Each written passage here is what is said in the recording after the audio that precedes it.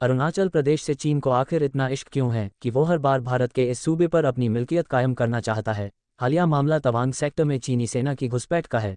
बहरहाल भारत और चीन दोनों ही एक दूसरे पर तवांग सेक्टर में दखलंदाजी के आरोप लगा रहे हैं। ऐसा क्या है जो इन दोनों देशों को हर बार इस प्रदेश को लेकर एक दोराहे पर ला खड़ा करता है?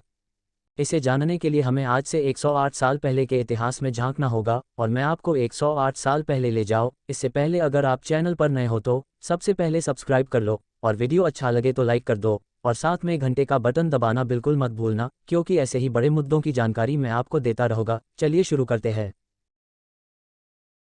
दरअसल साल 1914 में तिब्बत और भारत के बीच कोई सीमा रेखा नहीं थी।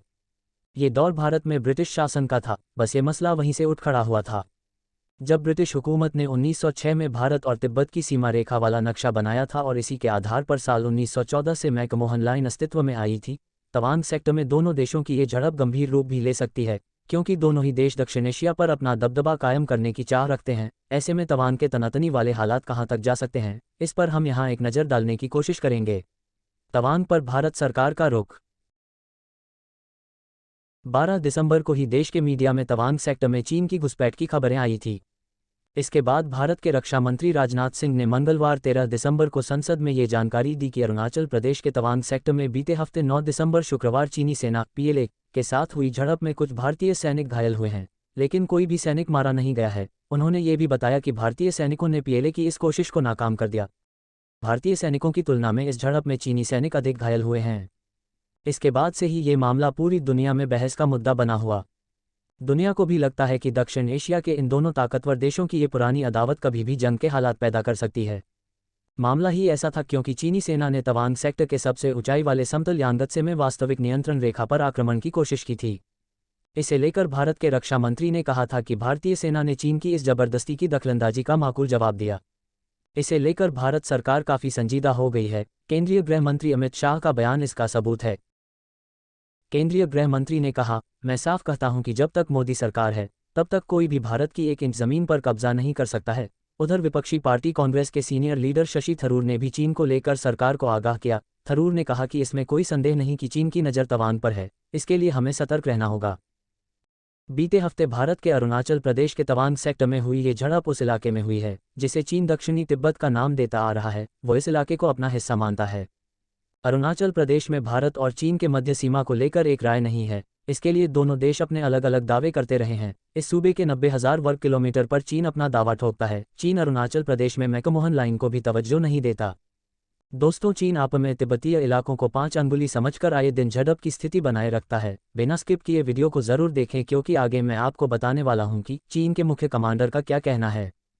भारत के रक्षा मंत्री राजनाथ सिंह के तवांग के यांगत्से में PLA के LAC को पार करने की कोशिश को नाकाम करने वाले बयान के कुछ ही घंटों बाद ही चीन की तरफ से भी इस मामले पर एक बयान आया। चीन की सेना पीपुल्स लिबरेशन आर्मी PLA के वेस्टर्न थिएटर कमांड के प्रवक्ता सीनियर कर्नल लॉन्ग शाओहुआ ने दावा किया कि जब 9 दिसंबर को तड़के वास्तविक नियंत्रण रेखा LAC के अपनी तरफ के डोंगझांग इलाके में चीनी सैनिक नियमित गश्त पर थे तो उन्हें भारतीय सैनिकों ने रोका था, जो अवैध तरीके से LAC पार कर उनकी तरफ आए थे। उनका कहना है कि इसके बाद ही चीनी और भारतीय सैनिकों के बीच झड़प हुई। PTI के मुताबिक सीनियर कर्नल लॉन्ग शाओहुआ ने अपने बयान में कहा, हमारे सैनिकों का जवाब पेशेवर, मजबूत और आदर्श है, जिसने हालातों को स्थिर करने में मदद की है। हम भारतीय पक्ष से सीमा पर तैनात उनके सैन्य बलों को सख्ती से काबू और संयमित करने को कहते हैं। यांगत्से पठारी इलाके में पिछले 1 साल की तुलना में अब चीन की पहुंच काफ़ी आसान हो गई है। ऑस्ट्रेलियन स्ट्रेटेजिक पॉलिसी इंस्टीट्यूट ने इस पर मंगलवार 20 दिसंबर को चिंता जाहिर की। रिपोर्ट के मुताबिक चीन ने डोकलाम से अरुणाचल प्रदेश तक इतने बड़े पैमाने पर सैन्य तैयारी की है जिससे दोनों देशों के बीच कभी भी संघर्ष छिड़ सकता है। इस इंस्टीट्यूट के मुताबिक चीन ये कदम जानबूझकर उठा रहा है। साथ ही सीमा के दोनों तरफ सड़क का निर्माण भी किया जा रहा है। रिपोर्ट के मुताबिक चीन ने LAC के 150 मीटर के दायरे में एक सड़क का निर्माण किया है। ऑस्ट्रेलिया विशेषज्ञों का कहना है कि रणनीतिक रूप से यह इलाका बेहद अहम है, इसीलिए चीन यहां पर इतना ज़्यादा फोकस कर रहा है। इस इलाके में पिछले 1 साल से चीन ने काफ़ी नया निर्माण किया है। सड़क इधर भारत भी अपनी सीमाओं को मजबूत बनाने में लगा है। मोदी सरकार में सीमावर्ती इलाकों में तेजी से सड़कों का निर्माण कर रहा है। तवांग झड़प के बाद सेना ने सीमा पर बुनियादी ढांचे के निर्माण की गति तेज कर दी है। अधिकारियों के मुताबिक 5,700 फीट की ऊंचाई पर नेचिपू टनल का निर्माण कार्य चल रहा है।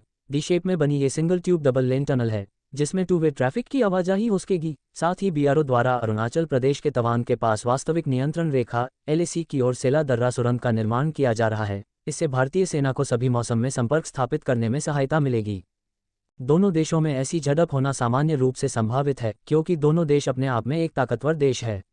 दोस्तों, अगर आप ऐसे ही बड़े इंटरनेशनल रिलेशन को आप आसान भाषा में समझना चाहते हैं तो मुझे कमेंट करके ज़रूर बताएं, मैं आपके लिए एक पर्सनल वीडियो बनाकर दे दूंगा। आज के लिए बस इतना ही, मिलते हैं नए वीडियो में, जब तक के लिए जय हिंद।